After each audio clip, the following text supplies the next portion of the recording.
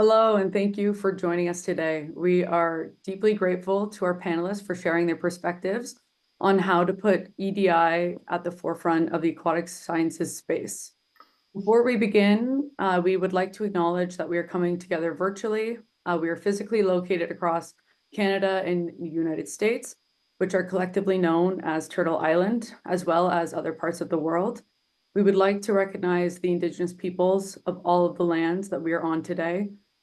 And we invite everyone to take a moment to reflect on the territory in which they're situated, as well as their own personal responsibility in processes of reconciliation. Today is also Transgender Day of Remembrance, and we encourage everyone on the significance of this day and to reflect on the significance of this day and the broader impact of fostering inclusivity and safety within our scientific communities and beyond. Additionally, we ask everyone to consider the ongoing role of our aquatic sciences societies in reconciliation, decolonization, and bridging awareness with action.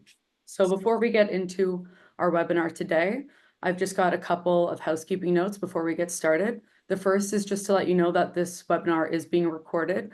And the second is that we will have a survey for the attendees, which will automatically come up when you close the webinar. So first, we're going to begin with some introductions of each of the panelists before getting into 40 minutes of pre-selected questions, and then we're going to have 15 minutes at the end for audience questions. So to start, we're going to invite each of our panelists to provide a brief introduction. So we'll begin with Cosette, followed by Ali, Gadfly, and then Jerome.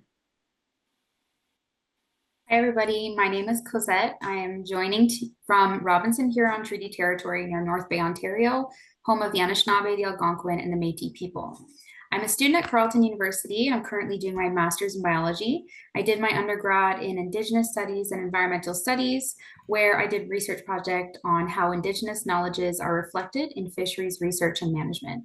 I'm currently doing work in the north in Kingite, Nunavut, on Inuit Kayumayatukangiit, or Inuit knowledge on how stewardship with eider ducks informs population management. I identify strongly with my Mi'kmaq roots, but grew up with no connection to either of my parents' communities, and I'm currently working on building a relationship with family members in the community. Thanks. Good afternoon, everyone. Thanks for joining us. My name is Ali Shakur. Logging in from Detroit, Michigan, home of Wayne State University. A little bit about myself. I have a master's degree from the School of Natural Resources at the University of Michigan. Currently, I am a PhD candidate, looking to get out of there as soon as possible, in Dr. Donna Cashin's lab, studying impacts of harmful algal blooms on multiple trophic levels of the Lake Erie food web. In addition to my research, I have a huge interest in outreach, science communication to underrepresented groups. So looking forward to our dialogue today on EDI efforts.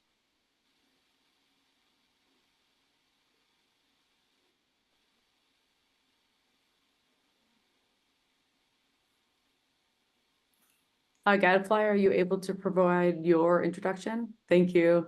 Sorry, I forgot. So I'm Gadfly. My pronouns are they, them, or him. I'm located in Halifax, Nova Scotia, though I'm a PhD candidate at University of Toronto. I primarily study stakeholder engagement and how that contributes to aquatic invasive species management and, getting the public involved. I also do a kind of increasing amount of work in the EDI space, so I frequently facilitate EDI workshops and the like, and I'm actually just really excited to hear what everyone has to say on this panel. Thanks for having me.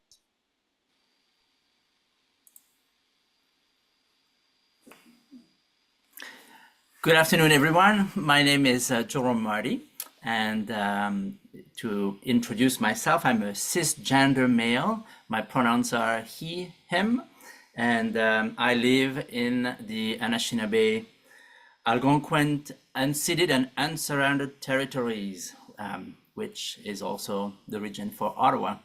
I am a limnologist by training. I started as a zooplankton ecologist, changed waters many times in my life to try different workplaces.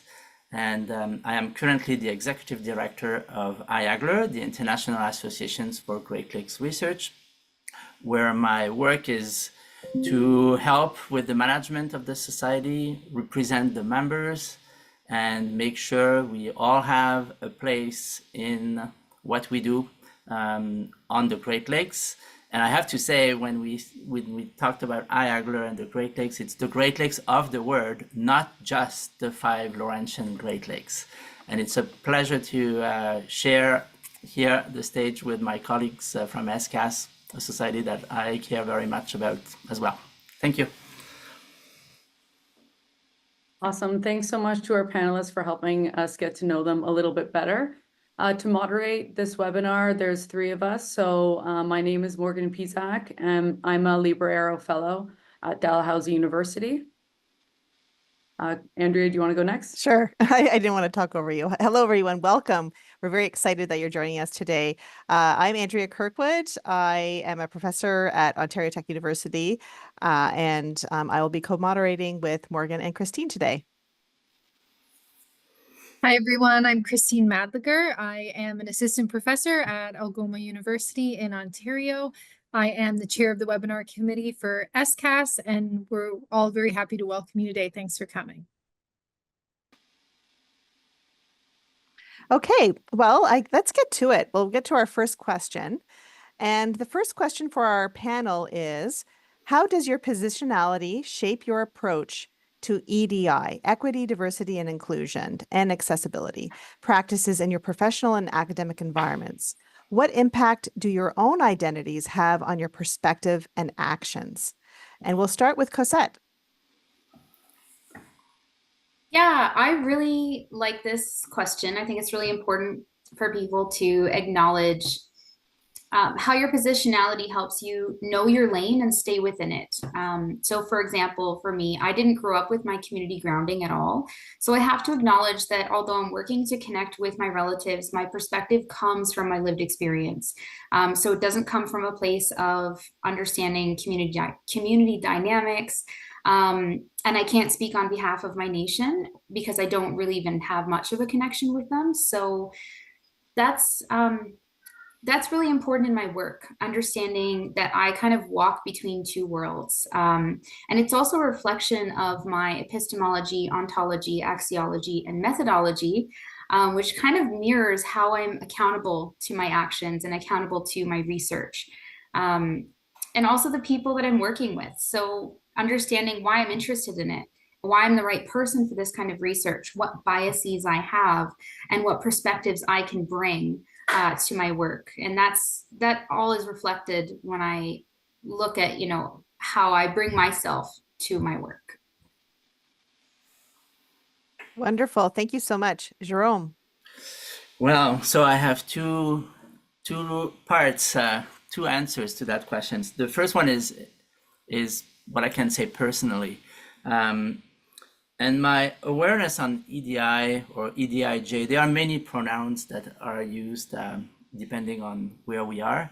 For me, it really started fairly recently, 8 years ago, actually, when I worked in an organization that was tasked to work with Indigenous people on a particular topic that had nothing to do with aquatic sciences at the time.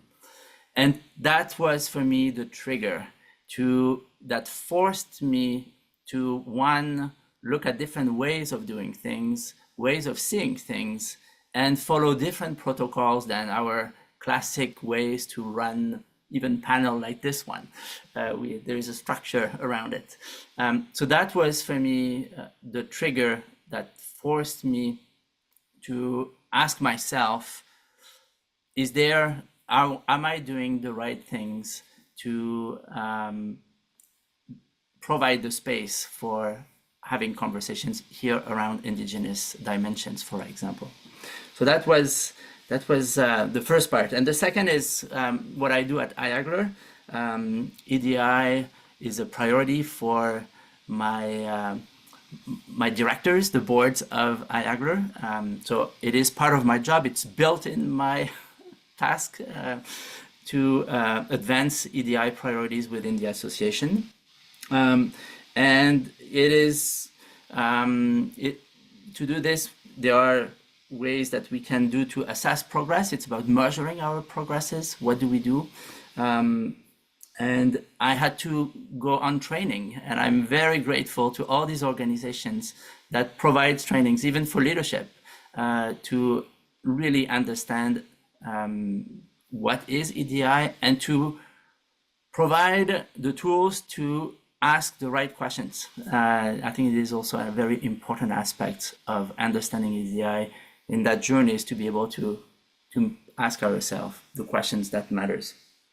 So it's a learning curve, and I have to say I'm a very privileged person because I am in a leadership position. I have the ability to do a lot of things for my associations, but with EDI again as a forefront aspect. Great, thank you. Our next question is, following changes in recent political landscapes, how do we sustain and protect EDI narratives? What steps can be taken to prevent regression and safeguard progress that we've made in recent time? And especially considering the real and ongoing barriers that are faced by marginalized communities. And so we're going to jump back in with Jerome again. I'll be short because I know that my colleagues have a lot to say. To me, it's about continuing the learning experience on EDI. This is important for those who are, like me, cisgender individuals. And it's about recognizing the need to seek experts. I'm not an expert, certainly not, but there are experts that can really help us moving forward with EDI within our organizations and within the things we do.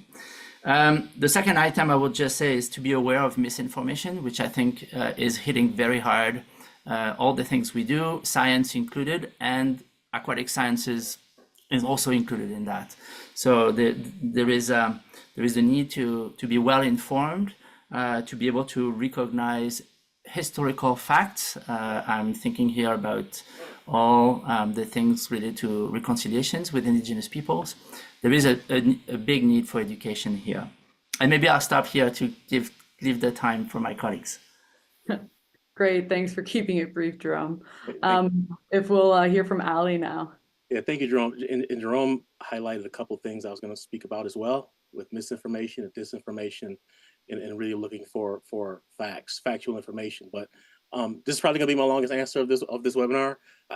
I feel like right now, in speaking to a lot of people, and I'm in a few different spaces, so this answer is going to come from an ecologist and a fisherman. I'm a professional walleye fisherman, and so I deal with a lot of people in the outdoor space, but in a different capacity. So I get a lot of feedback. So I feel like the current political climate right now that we're seeing as a result of pushback, people have felt like their way of life has been attacked, that their voices have been silenced, that no one really wants to listen to what they have to say. And it's resulted in an intense climate of political polarization. And I think as an organization, as individuals, we need to have dialogue to make it known that different perspectives are welcome. We don't all have to agree politically or on any idea. And we need to have a dialogue as long as that dialogue is not transphobic, homophobic, xenophobic, or racist. But those differences of opinions are welcome because they come from different lived life experiences, and so they have value. So I think we need to start with that. There needs to be a sharing of diverse perspectives to help strengthen IAGLR as an organization, our individual labs, us as individuals, as individual people. I feel like we also need to highlight the benefits of EDI initiatives within IAGLR because pushback is going to come if it has not come already. I've talked to people at different groups and they're getting emails and messages, and people are calling congressmen and senators and saying that they're partaking in these racist undertakings because they are, concerned with EDI and diversity. So we need to highlight how IAGLR has been strengthened through these initiatives that have been ongoing recently. And also it has to come from, Jerome mentioned it, from leadership and by example. Donna's not going to like me saying some of the things, but I'm in Donna Cashin's lab at Wayne State. Man, I've been mentored by some great people Jim Diana, Dave Jude, Dave Allen, Ed Rutherford, all great people, good, decent people.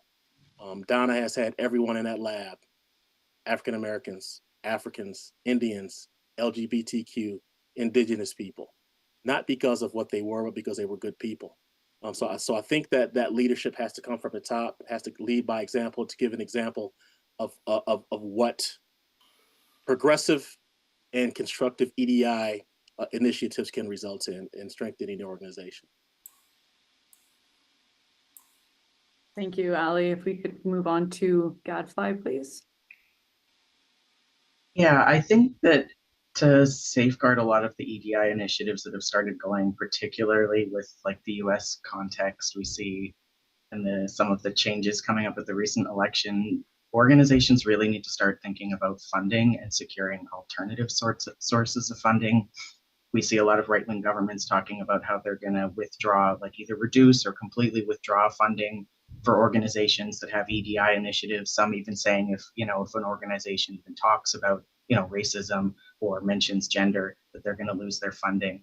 And so if we don't want to see backsliding and having to just get rid of our EDI initiatives because there's no funding, we need to start partnering with, community organizations, particularly those, headed and run by marginalized community groups, and find out if there's ways that, you can work together on things, pool resources. If there's ways you can, help them that don't involve money, maybe you can platform them, maybe giving those groups, free registration to come to conferences, things like that, to just ways so that everything doesn't have, the rug pulled out from under you if the government says they're cutting funding. Wonderful. All really very important perspectives. Thank you all for sharing. Okay, so our next question is, given the diversity of settings in which we work, such as the lab, field sites, office spaces, and conferences, what strategies do you use to ensure these environments are inclusive and safe for everyone? And we'll start with Cosette.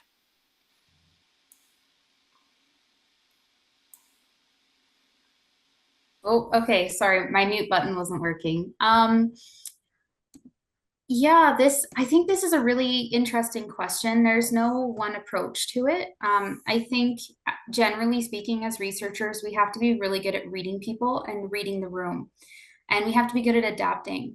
I think if we're better at reading people, reading the room, and kind of preparing and knowing who our environment consists of and what kind of spaces we're trying to create, we'll be better at creating safe and inclusive spaces. So, for example, our work in the North, we have a really good research team, quite a big research team with quite a diverse field setting. So we've got people who spend weeks and weeks on boats in the oceans with Inuit captains and assistants. And then some people like myself work more in community. So in general, if you were to look at this question, there's a different approach based on who you're asking, right? So we've approached this project as a team so that we can complement the ecological work being done and provide a more holistic approach or perspective rather, which to me represents the spirit of EDI. So our communication styles different, our cultural understanding, our cultural awareness is there, and then we're all open to different truths. So our communication style is going to be vastly different if we're looking to communicate with our community partners who've got a little bit more grounding in the ecological work that's being done in community versus maybe a community member who we're trying to get excited or engaged on with this work. So, we're constantly adapting our language, what words we use, our body language, communication style based on who we're talking to. And then just as a whole, preparing yourself, depending on if you're in the lab or field sites or office spaces, being prepared to know who you're working with is really important. So we have people in community who are unilingual Inuktitut speakers. We have some people who are bilingual. We have some people that are only English.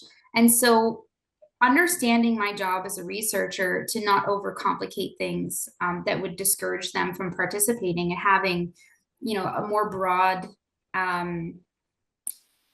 inclusion of participants is really important. So we're definitely aware of differences in cultural and traditional community roles, different socioeconomic factors that might prevent people from participating. So some people who work 1 job, 2 jobs, have family to care for. We're really trying to adapt so that we can include all perspectives and all truths. And as a research team, we're not looking for that one answer to our question. We are really open to hearing a lot of different experiences, different relationships with our ecological subject.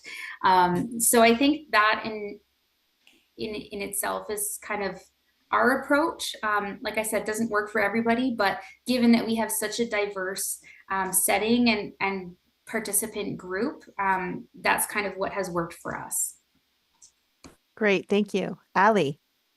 Yeah, oh man, I gotta start answering some of these questions first. Cosette gave a great answer, kind of talk about some of the things I don't talk about here, so I'm gonna have to shift focus a little bit. It's easy to forget that being in the field or in a lab, or in an office space or a conference, can be an overwhelming place to be. We're in most of those places a lot. When you have a student come in or someone who's going to help on something, it may be their very first time, and it can be overwhelming.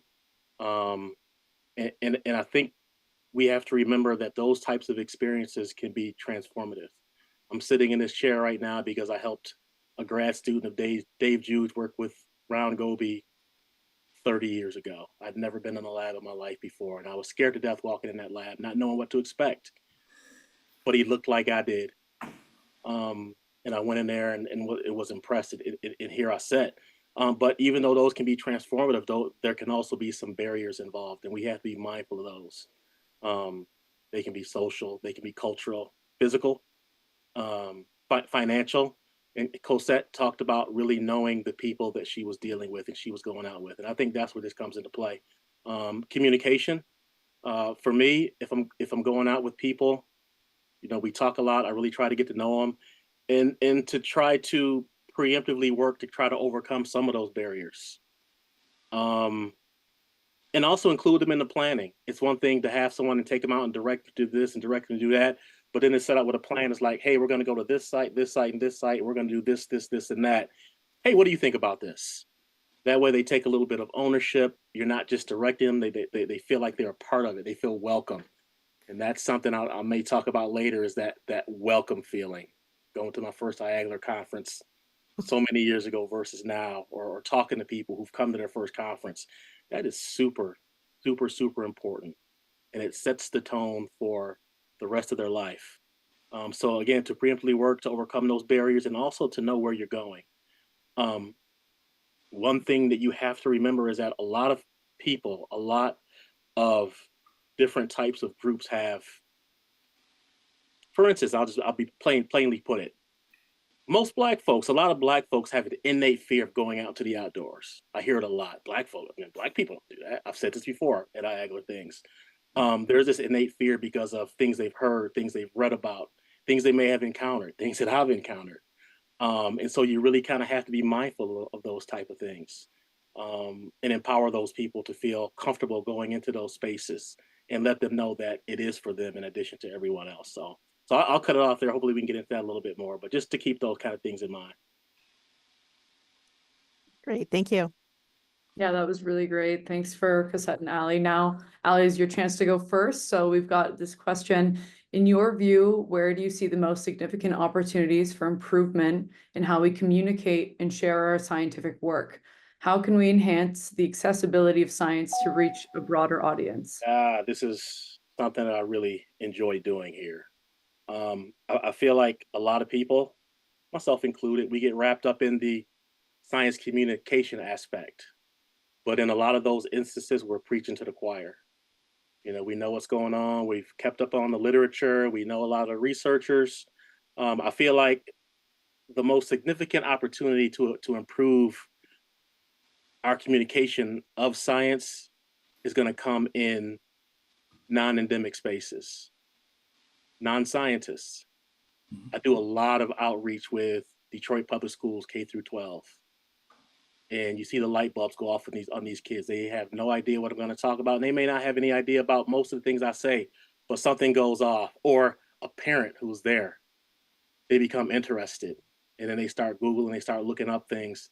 And what you have to remember is that as we start to get these barriers to some of the things that we want to do, the public can be our most powerful ally. So the more we get non-scientists and non-endemic groups interested, the better it's going to be for us. I do a lot of talks with fishing groups all over the upper Midwest, basically all over the country. I get invited to come out and talk about because they want to hear the science. First, I kind of toned it down a little bit, but then I started really giving them just like I would do in an Agler talk or something. You would be surprised at the level of understanding. I think a lot of times we kind of, I don't want to say talk down, but we assume that people aren't going to understand. There's a high level of understanding, but more so than that, it kind of draws them in. You're going to say something they don't understand, they're immediately going to start looking it up. And then they may look at a paper or a poster or a news article, and then it draws them in. And you have this whole new audience that you have not had before. There's an immense thirst to hear about what everyone's doing here. If you have not interacted with people outside of science, you have no idea what you're missing. So in my group, that's where we have the most significant opportunity to grow and really present our findings and our science just to those non-endemic groups out there, the non-scientists. Great, thanks so much. If we could move to Cosette. Tough act to follow, Ali. So as Ali was saying, fisheries is such a complicated space because of all the different actors. You've got commercial fisheries, recreational fisheries, indigenous fisheries, subsistence fisheries. So it's a really complicated space. And actually, Morgan and I worked on a project last year on defining what actionable science looks like. And so in that project, we actually figured out that actionable science, so either making an action or not taking an action on something, was also related to public buy-in. So to get people to buy into your science, they have to know about your science. So I'll echo Ali in saying that we need to reach beyond our comfort zone when it comes to our audiences or who we're communicating our science to. So I think, in short, the biggest opportunity we have is to break it down. I'm not the first person to say this, and I won't be the last, but I know we're all super passionate about what we do. And when we get technical, we're only engaging with the people who understand that language, right? So, for example, in the work that we're doing in the North, we're looking to get kids and youth excited. And I think if you can get kids and youth excited about what you're doing, you can get anyone excited, right? And you're going to reach so many more people because youth inherently are diverse, right? They've got different experiences and they're together in this space of learning. So if you can get people doing participatory activities and really like engaging with your work that way, I think that's a really fun way to do it. The last example I'll give is actually when I was a kid, I went to the Montreal Science Center and you were assigned a fish. So you were a fish and you swam around and you tried not to get eaten by other fish. And it was a really cool way of being actually involved in like ecosystem studies and relationships. And I think that's the moment where I realized that I loved water and I loved the ecosystem. So if we can do more of that and break down what we're doing so that it's just accessible, I think that's a fantastic opportunity. That's wonderful. Thanks so much, Ali and Cosette. So our next question is, in terms of accessibility within publishing and conference presentations, what strategies can be employed to make aquatic science and science in general more accessible? How can we ensure these platforms are EDI friendly, and what measures can we control or influence to ensure compliance and inclusivity? And we'll start with Jérôme. Well, thank you. And I'll unpack this question with first the publishing parts and then the conferencing part. We all know that publishing is kind of the ultimate rewards for those in academia. That's the goal. You want to publish your work, and there is there are so many journals today and ways to publish, and we hear a lot about open access for publications today. We might soon be forced to publish in open access because governments have put forward policies that publicly funded research will have to be open access in publications. And the reality is that not everyone can afford public access. It is a very expensive way to publish. It's an expensive way to publish for even those who have access to labs like most of us in North America. It's inaccessible for those who are publishing, trying to publish in Africa, for example, absolutely out of range. So there is a question around here, how do we provide the resources needed for the research to be shared? Because the reality is also that minorities don't have necessarily access to libraries and subscriptions that could give them access to the regular non-open access publication. So open access is expensive, but it's also good because then the papers are out and available to everyone. So we are certainly in a difficult time for those who have journals to find ways to make sure that resources are there to allow for open access, for example, journals. I would also say, for those who are considering publishing, take a look at who is behind your journal. And I want to make the point that the journals that have a society behind are probably having a bit of better eyes on these questions compared to the publishers who are strictly private and will only try to make profits on your open access fees. Other aspects in relations to publishing is to make sure that associate editors are diverse. There's a diversity lens applied to the selections of editors and also to reviewers. We are having conversations about the way reviews are conducted, double blind, single blind reviews. These are all growing topics for those involved in publishing.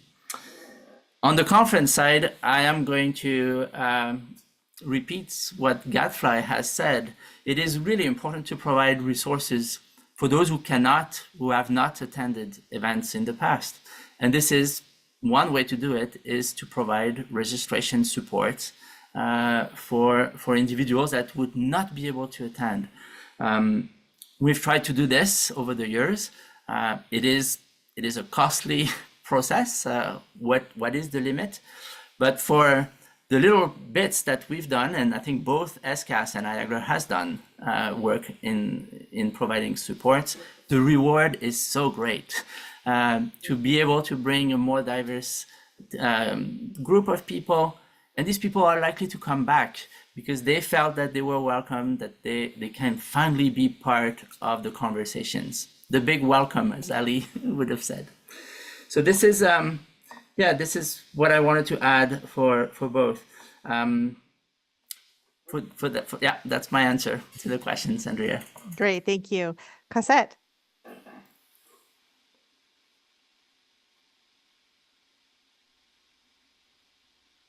Sorry. Yeah, I think in terms of conference presentations, I'll speak more to that just because I have a bit more experience with that one specifically. One of my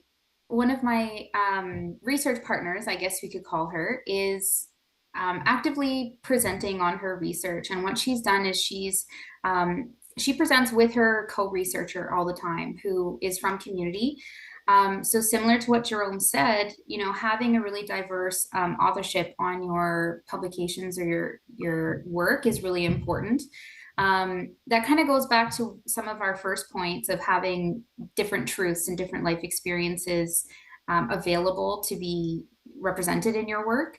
I'm going to tell you about this workshop that I attended at the World Fisheries Congress in Seattle last year called Reckoning with Colonialism. And it was a little bit beyond even having a community co-researcher present. It was really a workshop that was facilitated by Dr. Megan Bailey and Dr. Andrea Reed and their research teams. And it was a place where we got to gather no matter, you know, who we were, what kind of background we had. We didn't have to have any sort of fancy PhDs to be present, and we could all participate in giving our opinions and our lived experience on the topic, which was reckoning with colonialism and fisheries. So I think even if you're looking at, you know, conference presentations, finding alternative methods of doing presentations or engaging people in your work in the conference space is a really good opportunity. Great, wonderful. Gadfly. Yeah, so in terms of like conferences and other sorts of events that organizations are putting on, I think a lot more like thought and actual work needs to go into if we're saying that you know, the venue or the conference is accessible to everyone, that we've actually made sure that it is safe and accessible to all of those groups. That too often there seems to be this assumption that because, you know, we have an EDI statement and, you know, there's like, you know, in the rules for the conference, they say like hate speech isn't tolerated, everyone is welcome. And then that's it, you know, job done. Just to give a personal example, last week I went to a conference where they invited me to lead, you know, an EDI workshop. So you'd think they were very, you know, EDI focused. They knew at least one trans person was coming.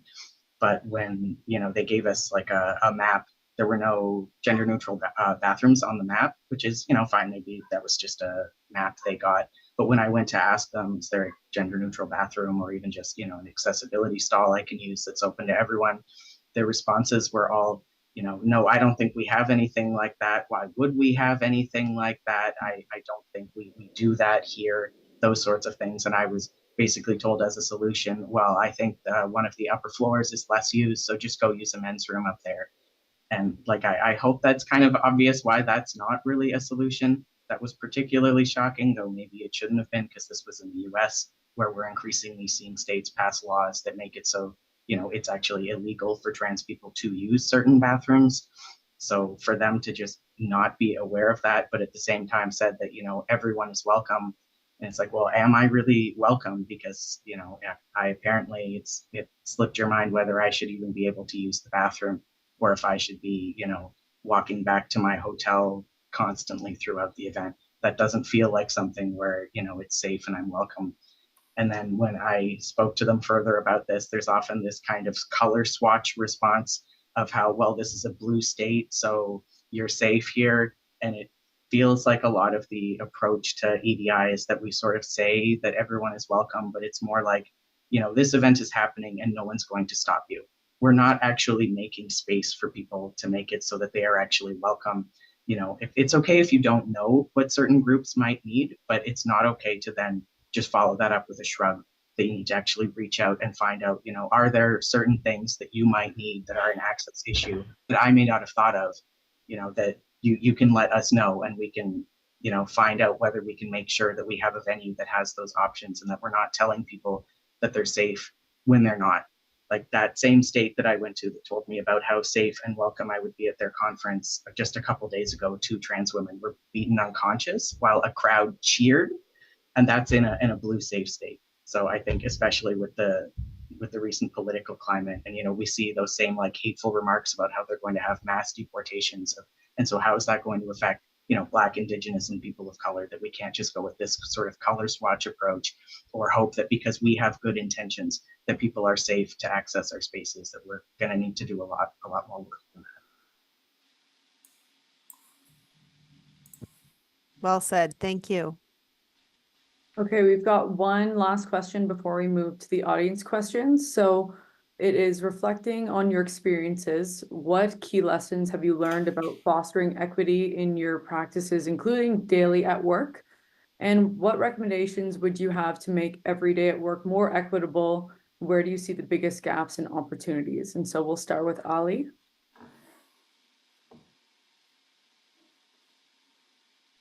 You're muted, sorry. There we go. There we go. All right, it's going to kind of piggyback.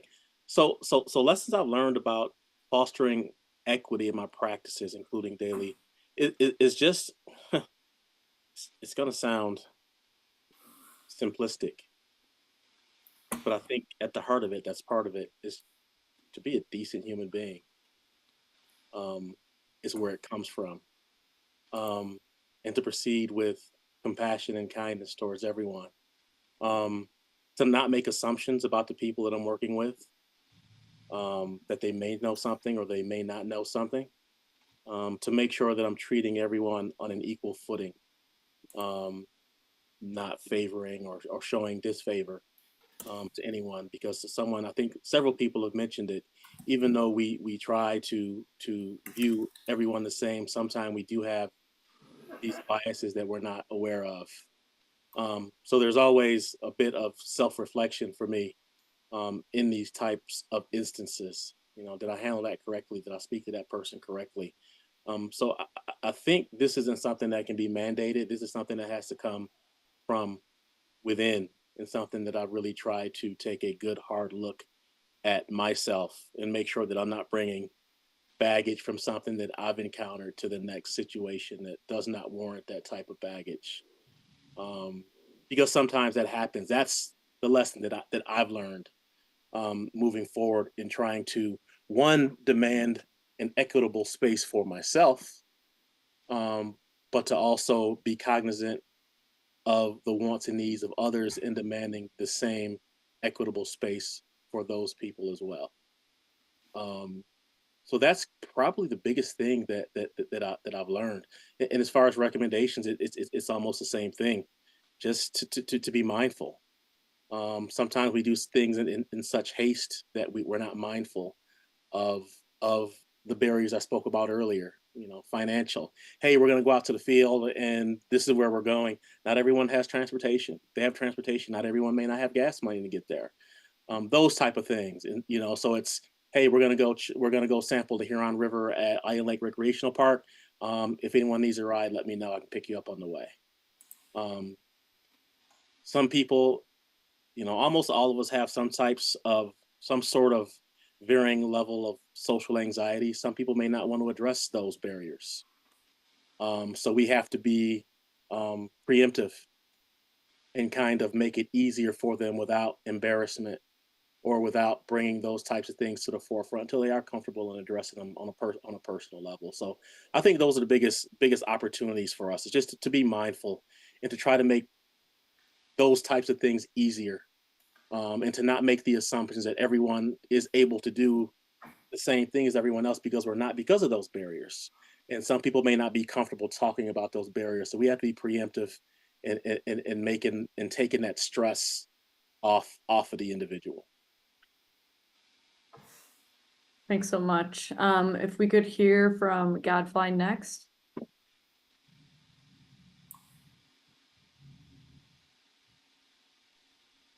I think I ended up combining my answers to both of those questions, so I'll concede the floor. No worries. Okay, Cosette? Yeah, I think something I recently learned from one of my profs is that you can be exclusive when thinking that you're being inclusive. Especially in institutions, I find that there's a lot of emphasis on labels. It's either this or that. For example, you're Indigenous or you're non-Indigenous, and there's no in between. So I think sometimes we just have to let things be what they are. I think that we need to embrace complexity, which is a little bit, I think, uncomfortable for many researchers who really like organize, categorize things, and we don't like complicated or maybe overlapping truths. So if I could give one recommendation, it would be just to embrace complexities in life experience, identity, truths, perspective, and look at EDI as an opportunity to seek a holistic vision of your question instead of seeking to include like a tunnel vision based on labels. So I have found myself kind of caught between this weird, I don't know, EDI maybe gone wrong, where people are like, oh, we're seeking an Indigenous perspective. What does that even mean? You know, like, don't let EDI become this tunnel vision where you're seeking something that isn't necessarily a thing. It's more complex than that. So kind of weaving that with just a reflection on positionality and understanding your perspective in your lane and staying within it is going to be really important for this question. If I may, really quick, Cosette, jar something I did want to say about that, about the labels and the titles. I think that this is something I've noticed everywhere, including IAGLR. I think that sometimes we become so involved with language that the actual issue does not get addressed, or it does not get addressed to the level that it should have. I've had people come to me and they want to ask me things, but I get it. I understand they're so careful about the framing, or they've wanted me to do things because they are looking for something in particular, and they've been so careful about the framing that they never get around to addressing the issue itself. We have to be comfortable enough with each other and comfortable enough with the efforts that we're all willing to partake to have these conversations in furtherance of these types of efforts.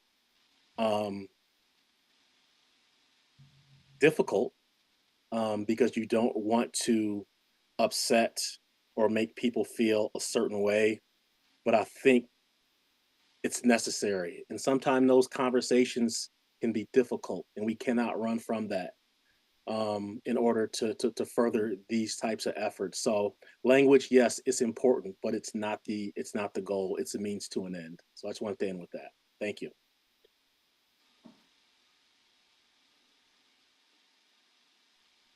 Okay, thanks so much to our panelists for providing answers to our questions. Now, what we want to do is take some time to allow the audience to ask a few questions. So if you do have one, please type it in the Q&A. And what I'll do is I'll read them out. So I'm going to start with the first question that we had come in, which was from Jessica Reed. And her question was, how do folks move from important conversations to doing the work?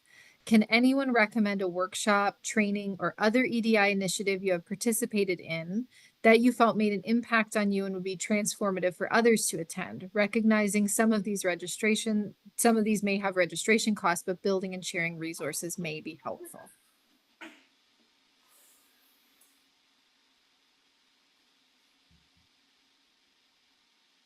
Yeah, Cosette?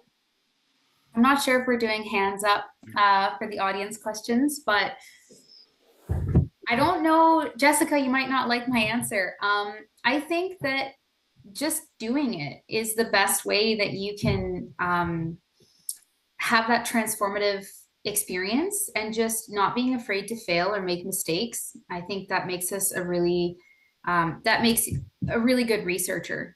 So I think there's probably some great workshops. I can't recommend any other than real life, and trying your very best to bring what you've had in conversations to the field or to real life. That's great. Jerome?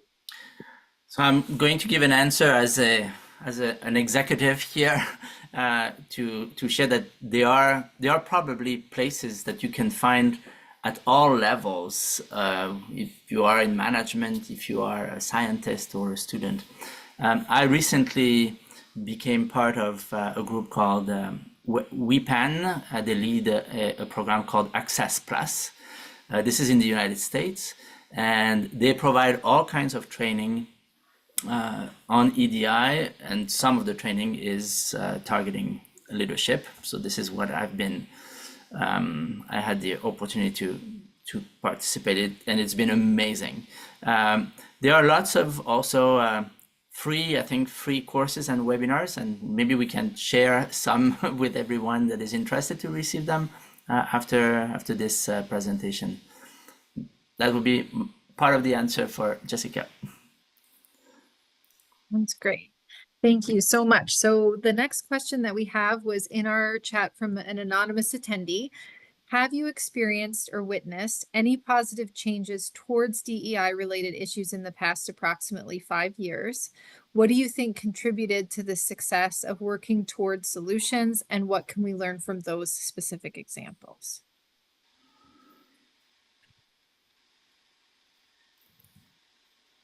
I'll jump in here a little bit. I attended my first IAGLR conference. Well, I'm not gonna say how long ago that was, but I wasn't gray. And virtually everyone there was middle-aged white male. it wasn't very welcoming, I'll be honest. I had a few people had to have a talk to me to, get me to stick around. I've seen it within IAGLR itself.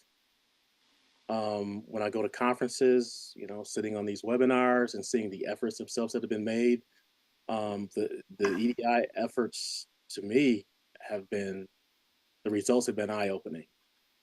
These are according to my experiences and what I saw when I first started coming around IAGLR. So IAGLR itself is an example, a great example of what these types of efforts may result in. I go and I see people from all over the world, Great Lakes all over the world, from Africa, from China, from South America, from Central America, from different groups within the States, and all these different things which you normally, not in large groups, I would not have seen when I first joined. So there has been a positive impact right here with IAGLR. And I for one, am very, very thankful for that. Thanks. Does anybody else want to add?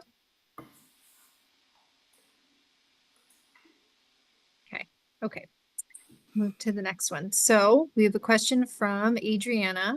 I hope my question is not too sensitive. Sorry if that's the case. In terms of immigrated scientists, how can we help students, postdoctoral researchers, and research professionals from other countries? How can laboratories and universities ensure, help, or enhance their accessibility after being accepted by the advisors or senior researchers? At least in Quebec, this is very complicated these days, and things are getting even more difficult.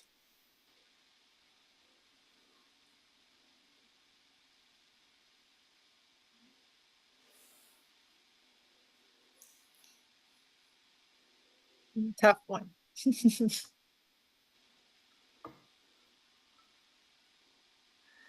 I can just maybe add here what we've done for our conference. And we're not a lab, we're not a university, but we have been able to provide financial support for travel, for registrations, for people who are clearly coming from outside of even the basin. So that, I think, is something that societies can do, and we've been quite successful with this. Last year alone, we waived registrations to close to 50 people. This is quite a lot of people, 50 people, and the year before it was close to 70. And I think what's happening in cases like that is that this is getting known, and the word circulates among people, and then more people then pay attention. The other thing, and I know that we're post-pandemic, but for those who are from other countries, having hybrid options is also a way to attend for those who are very far that may not be able to travel. And we've been also working on this, providing hybrid platforms for our events. So, and this is a very incomplete answer. Thanks, Cosette. I think it's important also just to understand, as a student, looking for other opportunities, graduate school, etc. It's important to find your people. So I think just as much as universities and labs have a responsibility and an obligation to support their scientists, postdoc researchers, professionals, it's also, I'm going to flip the onus a little bit on the professional and say, you got to find your people. And that might be a controversial thought, because it shouldn't have to be this way, but it is. So I think that if you're looking into or if you're in that situation and you're in a situation where Quebec is maybe not giving you the support that you need, there are people out there.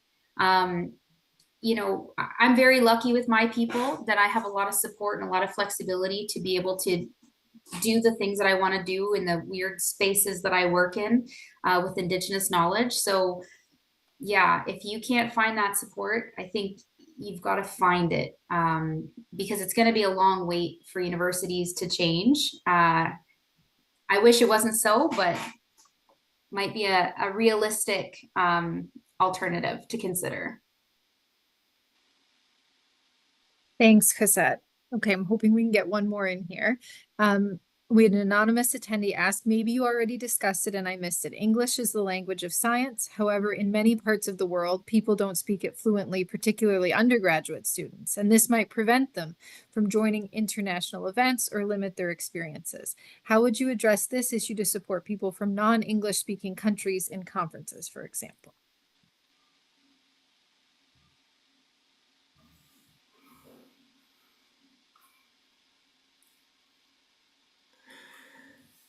Well, I'm going to give an imperfect solution here. Actually, the question applies to also people with disabilities that may not hear, that may not see, and how do we make our conferences, for example, available to them. Maybe one of the solution is through AI tools. We have more and more of them that could help translate